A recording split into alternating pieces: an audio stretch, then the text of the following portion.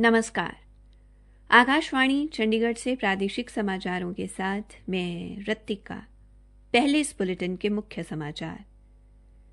प्रधानमंत्री नरेंद्र मोदी ने कहा है कि भारत के पास नवाचार, विज्ञान एवं प्रौद्योगिकी की अमीर विरासत है।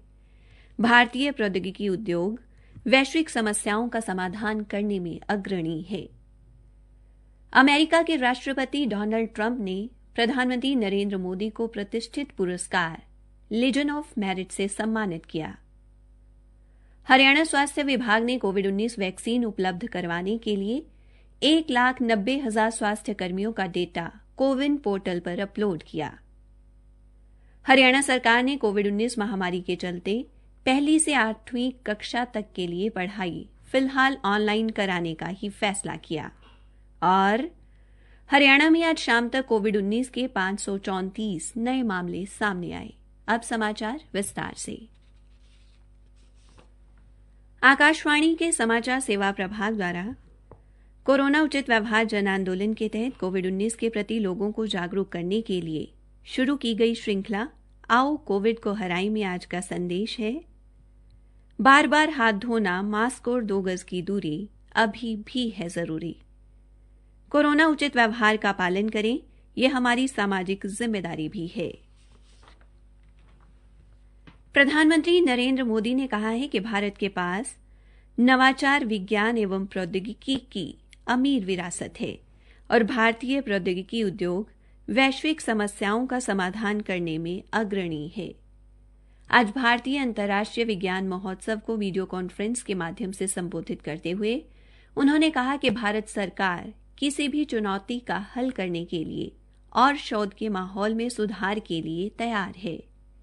प्रधानमंत्री ने कहा कि जिस तरह से हमने अंतरिक्ष क्षेत्र में प्रगति की है, उसी तरह हमें गहरे समुद्री क्षेत्र में प्रगति करनी है। उन्होंने कहा कि हमारा उद्देश्य भारत को वैज्ञानिक शिक्षा का अति विश्वसनीय केंद्र बनाना है। प्रधानमंत्री ने कहा कि देश की शिक्षा प्रणाली की संरचना में बदलाव किए जा रहे हैं। उन्होंने कहा कि पहले किताबों की पढ़ाई पर ध्यान केंद्रित किया जा रहा था, लेकिन अब शोध पर ध्यान केंद्रित किया जा रहा है। उन्होंने कहा कि और आईआईटी बनाने पर जोर दिया जा रहा है और देश की प्रतिभाओं को आगे लाया जा रहा है।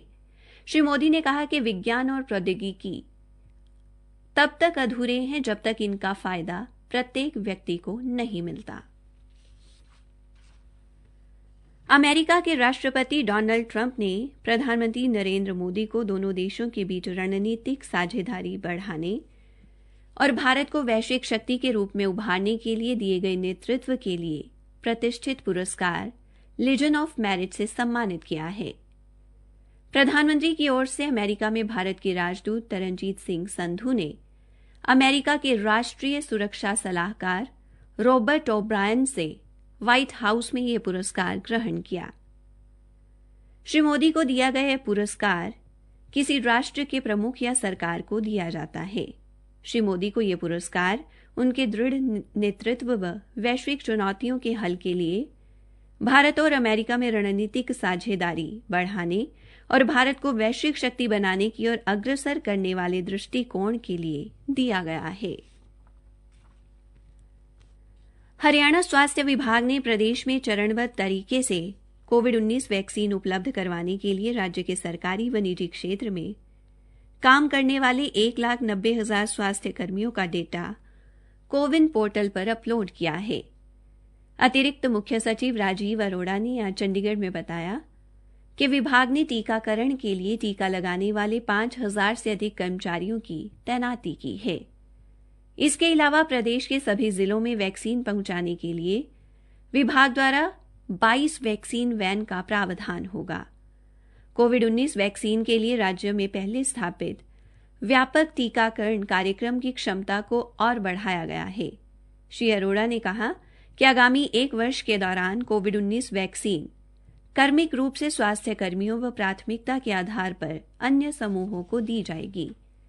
उन्होंने कहा कि केंद्र सरकार के दिशा निर्देशों के अनुसार टीकाकरण के इस कार्य में अन्य विभागों का सहयोग भी लिया जाएगा। श्री अरोड़ा ने कहा कि दवा के भंडारण के लिए भी प्रबंध किए जा रहे हैं।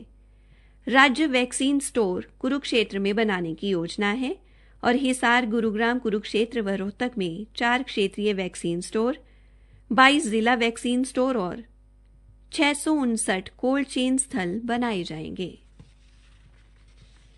प्रादेशिक समाचार आकाशवाणी चंडीगढ़ से प्रसारित किए जा रहे हैं।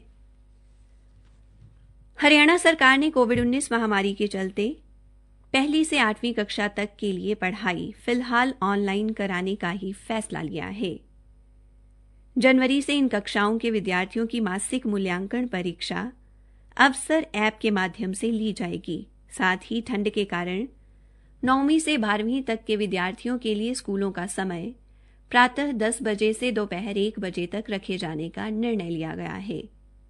एक सरकारी प्रवक्ता ने बताया कि पहली से 8वीं कक्षा के विद्यार्थियों के लिए अभी स्कूल नहीं खोले जाएंगे। सरकारी स्कूलों में इन कक्षाओं के विद्यार्थियों की पढ़ाई एजुसेट के माध्यम से कराई जाएगी। इस मोबाइल ऐप के माध्यम से मासिक मूल्यांकन परीक्षा जनवरी के प्रथम सप्ताह से शुरू की जाएगी। सरकारी स्कूलों में कार्यरत सारे कर्मचारियों की प्रातः 9:45 बजे से दोपहर 1:30 बजे तक उपस्थिति अनिवार्य होगी। हरियाणा में आज शाम तक कोविड-19 के 534 नए मामले सामने आए हैं, जबकि 662 कोविड मरीजों को स्वस्थ होने पर अस्पताल से छुट्टी दी गई है। विभिन्न जिलों से हमारे संवाददाताओं से मिली जानकारी के अनुसार पंचकुला जिले में आज 43, अंबाला जिले में 20, फरीदाबाद जिले में 69, यमुनानगर जिले में 29 और पलवल जिले में 2 लोगों में कोविड संक्रमण की पुष्टि हुई है। जबकि फरीदाबाद जिले में 80, भिवानी में 13, यमुनानगर जिले में 30, अंबाला जिले में 24, पंचकुला जिले में 42 और पलवल जिले में 4 कोविड मरीजों को स्वस्थ होने पर छुट्टी दी गई है। आज अंबाला और फरीदाबाद में एक कोविड मरीज की मृत्यु भी हुई है। केंद्रीय कृषि एवं किसान कल्याण मंत्री नरेंद्र सिंह तोमर ने कृषि विषयों और पाठ्यक्रमों के छात्रों को अपना ज्ञान व ऊर्जा उन्नत खेती के लिए काम करने में लगाने और किसानों का मददगार बनने की अपील की है। श्री तोमर देश भर के 74 कृषि विश्वविद्यालयों के 15,000 से अधिक विद्यार्थियों के साथ ऑनलाइन संवाद कर रहे थे। कृषि मंत्री ने कहा कि कृषि स्नातक देश की तकदीर और तस्वीर बदल सकते हैं। श्री तोमर ने नए कृषि सुधार कानूनों को किसानों के लिए हर तरह से लाभकारी बताते हुए छात्र छात्राओं को इनका अध्ययन करने तथा इनके प्रति जागरूकता फैलाने का आह्वान भी किया। उन्होंने कहा कि सरकार द्वारा बनाए गए कृषि कानूनों से किसानों को उनकी फसल का वाजिब दाम भी मिलेगा। चौधरी चरण सिंह हरियाणा कृषि विश्वविद्यालय द्वारा विकसित की गई मटर की नई रोग प्रतिरोधी किस्म HFP 1428 को केंद्रीय कृषि एवं किसान कल्याण मंत्रालय के कृषि एवं सहयोग विभाग की फसल मानक अधिसूचना एवं अनुमोदन केंद्रीय उप समिति द्वारा अधिसूचित कर दिया गया है। विश्वविद्यालय के अनुसंधान निदेशक डॉ एस के सहरावत ने बताया कि इसे देश के उत्तरी पश्चिमी मैदानी इलाकों के सिंचित क्षेत्रों में काश्त के लिए अनुमोदित किया गया है, जिनमें जम्मू और कश्मीर के मैदानी भाग, पंजाब, हरियाणा, दिल्ली, राजस्थान, पश्चिमी उत्तर प्रदेश और उत्तराखंड राज्य शामिल हैं। उन्होंने बताया कि यह फसल लगभग 123 दिन में पककर तैयार हो जाती है।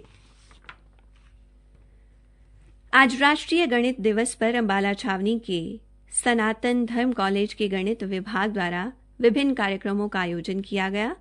इस अवसर पर रामानुजन बारे एक फिल्म का प्रसारण भी किया गया।